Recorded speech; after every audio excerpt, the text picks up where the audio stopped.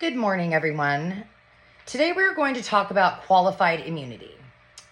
Qualified immunity is a judicial doctrine that shields government officials from personal liability for constitutional violations unless the violation or the action was a clearly established law. While this doctrine was originally intended to protect officials from frivolous lawsuits, it has since obstructed accountability and justice. So this speech is going to explore the problems posed by qualified immunity, their causes, and some of the solutions required to address them. So let's start with the problems. The first problem would be barrier to accountability. Qualified immunity frequently prevents victims of constitutional violations from seeking justice. In a 2018 article by the Yale Law Journal written by A. Reinhart, he critiques this doctrine, stating that the requirement that a right be clearly established at the time of violation creates a insurmountable barrier for plaintiffs, even in cases of egregious misconduct. So this standard often results in legitimate claims being completely dismissed, simply because there is no identical precedent, even if the conduct is obviously unconstitutional. The second problem would be encouraging police misconduct. In a 2020 article titled Qualified Immunity, a Legal, Practical, and Moral Failure by Jay Schwartz at the Cato Institute, he explains that qualified immunity diminishes the deterrent effect of civil rights laws. So as officers face little risk of personal liability. So when officers know they are unlikely to face consequences for unconstitutional behavior, this creates an environment where misconduct thrives, such as this day and age. This undermines public trust in law enforcement and the judicial system completely as a whole. The third problem would be the erosion of civil rights protections. So the Supreme Court's expansive interpretation of qualified immunity has significantly narrowed the reach of 42 USC 1983 statute, which was designed to provide remedies for constitutional violations. So as highlighted in the 2020 ACLU report titled Ending Qualified Immunity Once and for All, they state that by shielding government officials, qualified immunity makes it nearly impossible to hold bad actors accountable. It's weakening the protections meant to safeguard the civil rights. So some of the causes would be, the first cause would be judicial expansion. So qualified immunity wasn't established through legislature, but it was created by the Supreme Court. So the court's decision in Harlow versus Fitzgerald, 457 U.S. 800, that case eliminated the subjective intent requirement, focusing instead on whether an official's actions violated quote unquote clearly established law.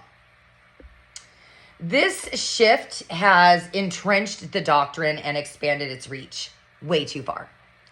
The case White versus Pauley, 137 Supreme Court 548, that illustrates how courts demand nearly identical facts from prior cases, stating clearly established law should not be defined at a high level of generality. The Supreme Court stated that in 2016. The second cause would be inconsistent application. So because qualified immunity relies on fact-specific precedent, its application varies so widely across jurisdictions.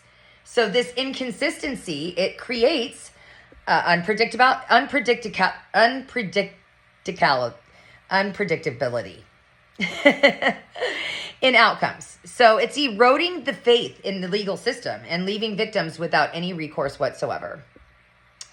The third cause would be legislative inaction. So Congress has yet to clarify or reform qualified immunity at all.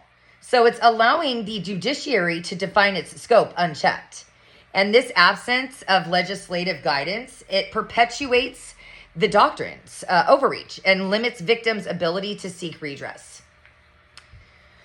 So let's go into some solutions. So the first solution would be legislative reform. California's Senate Bill 2 offers a blueprint for addressing qualified immunity at the state level. So the law eliminates certain immunity defenses for law enforcement officers. It's increasing accountability, and it's creating pathways for victims to pursue justice. And that would be California Legislator SB 2, which was put into effect in 2021. Nationally, Congress should amend 42 USC 1983 to clarify qualified immunity, and that it should not shield government officials from liability for constitutional violations. This would realign the statute with the original purpose. The second solution would be judicial reassessment. So, as legal scholar Alex Reinhart states, he argues that the judiciary must reassess the foundations of qualified immunity. And Reinhart also points out that a return to the historical common law principles would ensure a more balanced approach, one that prioritizes accountability without unfairly burdening public officials. That was in his article, How Qualified Immunity Fails. So by narrowing the doctrine's application, that would prevent its misuse while maintaining protections against frivolous lawsuits. The third solution would be public advocacy and education. The ACLU stresses that public pressure is essential for driving reform. So grassroots movements and public advocacy have the power to make legislative reform reality. So raising awareness about the real life impacts of qualified immunity can galvanize support for change. In conclusion, qualified immunity undermines accountability in our justice system. It's shielding government officials from liability, even in cases of egregious misconduct. By implementing reforms such as California's SB 2, encouraging judicial reassessment, and fostering public advocacy, we can dismantle this flawed doctrine. As the Cato Institute reminds us, the time has come to abolish qualified immunity and restore the principle that no one is above the law. Together, I believe that we can ensure that justice and accountability prevail. Thank you. Have a good day.